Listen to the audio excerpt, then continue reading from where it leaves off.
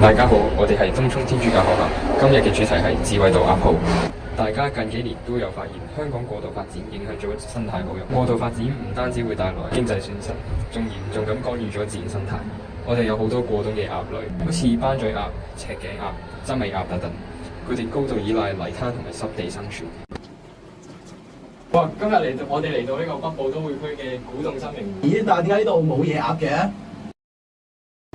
咁呢個就係因為咧，香港嘅城市過度發展啦，令野鴨嘅棲息地受到破壞，同埋令野鴨嘅習性受到影響，所以呢度咪冇鴨仔咯。由於香港嘅野鴨數目急速下降，所以我哋諗咗個解決方案嚟解決呢個問題。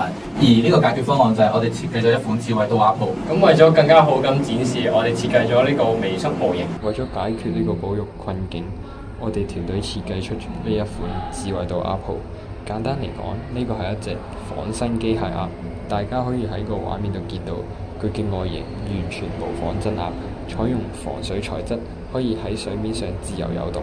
唔止可以用人工去遠端靈活操作嗰個鴨去引導嗰啲鴨翻屋企，仲更支持使用鏡頭去全自動引導嗰啲鴨翻屋企，自動巡邏、智慧識別、引導遷徙一氣呵成。咁佢第一個功能就係聲音引導，可以利用自然嘅方式播佢真實嘅叫聲嚟吸引鴨群。